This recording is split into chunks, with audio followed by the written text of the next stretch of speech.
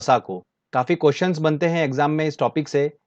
Science का काफ़ी important topic है, तो आज पूरा लेक्चर हम इसको अच्छे से समझेंगे और साथ में एक very important question answer test भी लगाएंगे, जो कि लास्ट ईयर में जो क्वेश्चन पूछे हैं इस टॉपिक से हम उनको आसानी से सॉल्व कर लेंगे। ठीक है फ्रेंड्स, चलिए दोस्तों वीडियो को स्टार्ट करते हैं।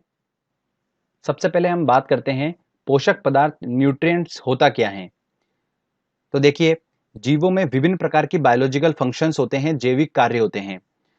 तो इन सब बायोलॉजिकल फंक्शंस को बॉडी में अच्छे से एग्जीक्यूट करने का जो काम होता है, संचालित करने का काम होता है, वो कौन करता है? पोषक पदार्थ करते हैं, न्यूट्रिएंट्स करते हैं।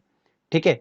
अब ये बात आती है दिमाग में कि बायोलॉजिकल फंक्शंस क्या-क्या होते हैं। तो बायोलॉजिकल फंक्शंस क्या-क्या होते हैं? ऊर्जा उत्पन्न करना बॉडी में, मेटाबॉलिक एक्शन, उपापचय की क्रिया, ठीक है, शरीर की टूट-फूट की मरम्मत करना, ये सब जो होती हैं प्रोसेस होती है हमारी बॉडी में, बायोलॉजिकल फंक्शंस बोलते हैं इनको।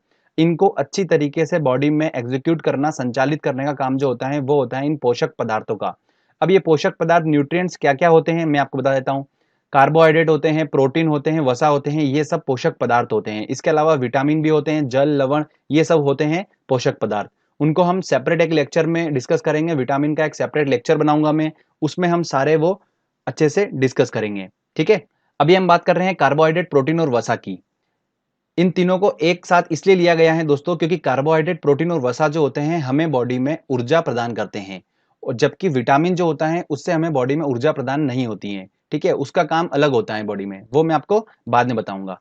तो कार्बोहाइड्रेट, प्रोटीन, वसा का काम क्या होता है? मेनली होता है कि ये हमारी बॉडी को ऊर्जा प्रदान करते हैं। ओके।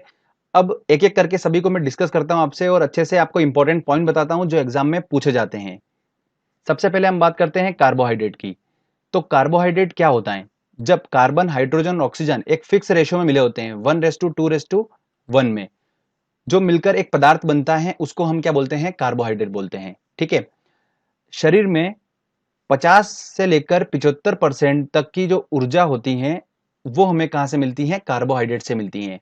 तो देखिए, मान लो हमें एनर्जी बिल्कुल कम हो गई बॉडी में, तो कार्बोहाइड्रेट हमें क्या करता है? ऊर्जा प्रदान करता है। अगर बोल सकते हैं हम सिंपल वर्ड में, जैसे कोई बाइक है, उसमें फ्यूल का काम कौन करता है? पेट्रोल करता है। तो सेम हमारी बॉडी में फ्यूल का काम कौन करता है? कार्बोहाइड्रेट करता है। अगला ध्यान रखिए दोस्तों, इसके रूप होते हैं। कार्बोहाइड्रेट 3 टाइप का होता है: मोनोसेकेराइड कार्बोहाइड्रेट, डाइसेकेराइड और पॉलीसेकेराइड।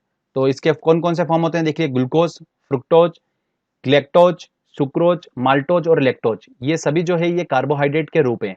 अब ग्लूकोज जो होता है वो सबसे जल्दी एनर्जी प्रदान करता है। ग्लूकोज, ध्यान रखिएगा, इन सभी में सबसे जल्दी एनर्जी कौन प्रदान करता है? ग्लूकोज करता है।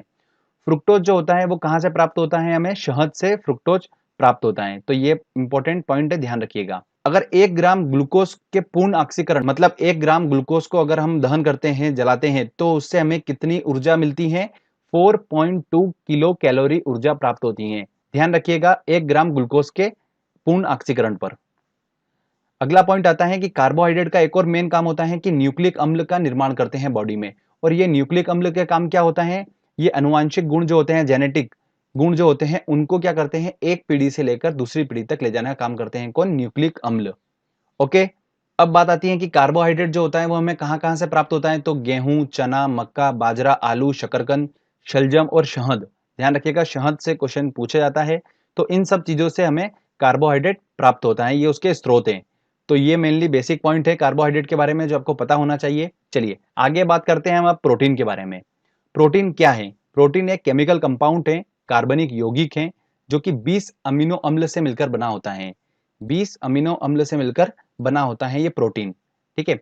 हमारी बॉडी को 20 तरीके के प्रोटीन रिक्वायर्ड होते हैं। 10 तो क्या होते हैं दोस्तों, जो हमें हमारी बॉडी से खुद मिल जाते हैं, और 10 जो होते हैं वो हम भोजन से प्राप्त करते हैं। अगला पॉइंट ध्यान रखिएगा, शरीर में ऊर्जा उत्पन्न करना और शरीर की मरम्मत करने का काम होता है बेसिकली प्रोटीन का। ठीक है, मतलब ऊर्जा तो उत्पन्न करता है और शरीर की मरम्मत करने का काम इसका होता है। जो हमारे बॉडी में टिश्यू होते हैं, ऊतक होते हैं, उनका मरम्मत करने का काम किसका होता है? इस प्रोटीन का ही होता है। सोयाबीन जो होता है उसमें सबसे अधिक मात्रा में प्रोटीन पाया जाता है, 42% होता है, और उसके बाद फिर मूंगफली में भी अधिक मात्रा में प्रोटीन पाया जाता है। 1 ग्राम प्रोटीन के जलने से 4.1 किलो कैलोरी ऊर्जा प्राप्त होती है। अगला पॉइंट है, प्रोटीन की कमी से बच्चों में रोग हो जाते हैं। कौन कौन से रोग हो जाते हैं? क्वाशियोरकर और मरासमस रोग हो जाता है। तो थोड़ा ध्यान रखिएगा, इंपॉर्टेंट है ये। दाल, दूध, मछली, अंडा, सोयाबीन, पनीर और दही, इनसे हमें क्या करता है, अधिक मात्रा में प्रोटीन प्राप्त होता है। इसमें सबसे ज़्यादा होता है वो सोयाबीन, दाल से हमें अच्छी मात्रा में प्रोटीन प्राप्त होता है। ठीक है, तो शरीर के लिए प्रोटीन भी उतना ही जरूरी है जितना कार्बोहाइड्रेट है, क्योंकि ये छोटी मोटी हमारी जो बॉडी में टूट फूट होती है उसकी मरम्मत करने का काम कौन करता है, ये प्रोटीन ही करता है। अगला बात करते हैं दोस्तों हम वसा की, फैट की बात करते हैं। तो इसमें CHO मतलब कार्बन, हाइड्रोजन और ऑक्सीजन विभिन्न मात्रा में मिले होते हैं। अगर कोई फिक्स रेशियो में मिले होते हैं तो वो होता है कार्बोहाइड्रेट, और जो विभिन्न मात्रा में मिले होते हैं उसको हम क्या बोलते हैं, वसा बोलते हैं, फैट बोलते हैं। वसा जो होता है वो 20 डिग्री सेल्सियस पे ठोस अवस्था में होते हैं, परंतु अगर वो इस ताप पर अगर द्रव अवस्था में है तो वो क्या बोलते हैं, उनको हम तेल बोलते हैं। ठीक है, सामान्य व्यक्ति को 20 से 30% ऊर्जा जो होती है वो वसा से प्राप्त होना चाहिए। आपको मैंने बताया था 50 से लेकर 75% तक ऊर्जा जो होती है वो कार्बोहाइड्रेट से प्राप्त होती है, और 20 से लेकर 30% तक की जो ऊर्जा होती है वो वसा से प्राप्त होती है।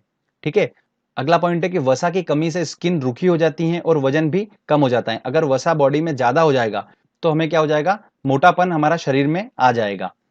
कार्य क्या क्या होते हैं वसा के, शरीर को ऊर्जा प्रदान करने का काम होता है, स्किन के नीचे जमा होकर शरीर के ताप को नियंत्रित करने का काम किसका होता है, वसा का होता है। शरीर के अंगों को चोट से बचाने का काम भी किसका होता है, वसा, फैट का ही होता है।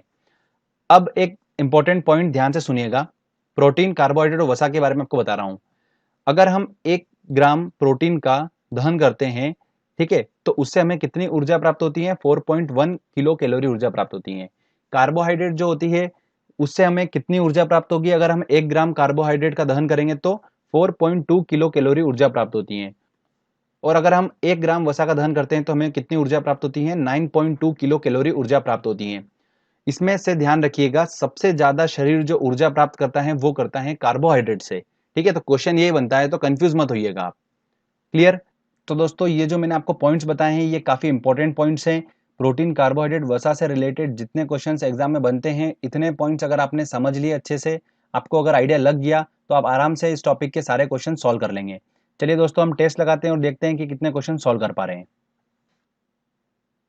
हमारा पहला क्वेश्चन है, निम्न में से कौन सा पदार्थ मानव शरीर में ईंधन का काम करता है। देखिए, मानव शरीर में ईंधन का काम कौन करता है, कार्बोहाइड्रेट करता है। इससे ही मानव शरीर को सबसे ज्यादा ऊर्जा प्राप्त होती है। शहद का प्रमुख घटक क्या है, देखिए शहद का सबसे प्रमुख घटक क्या है, फ्रुक्टोज है, तो इसका आंसर लगेगा डी आंसर। अगला क्वेश्चन है, निम्न में से कौन सा शर्करा तत्काल ऊर्जा प्रदान करता है। देखिए जल्दी ऊर्जा कौन प्रदान करता है, मैंने आपको बताया था ग्लूकोज, कार्बोहाइड्रेट के रूप है सभी है, और इनमें सबसे अधिक जल्दी ऊर्जा प्रदान करता है ग्लूकोज, तो इसका आंसर होगा डी आंसर। आगे क्वेश्चन देखते हैं। अगला है, शरीर में ऊतकों का निर्माण किससे होता है। देखिए शरीर में टूट फूट होती है, मतलब ऊतकों का निर्माण करने का काम किसका होता है, टिश्यू का, वो होता है प्रोटीन का, तो इसका आंसर लगेगा ए आंसर। निम्न में से किससे ऊर्जा प्राप्त नहीं होती है, तो प्रोटीन से ऊर्जा प्राप्त होती है, वसा से भी होती है, कार्बोहाइड्रेट से भी होती है, पर विटामिन से ऊर्जा प्राप्त नहीं होती है। ठीक है, तो इसका आंसर लगेगा डी आंसर। प्रोटीन की कमी से होने वाला रोग कौन सा है, तो वो है क्वाशियोरकर रोग हो जाता है बच्चों में, तो इसका आंसर लगेगा ए आंसर। अगला क्वेश्चन है, निम्नलिखित में से सर्वाधिक ऊर्जा प्रदान करता है। देखिए कौन ऊर्जा प्रदान करता है सबसे ज्यादा, कार्बोहाइड्रेट सबसे ज्यादा ऊर्जा प्रदान करता है शरीर को।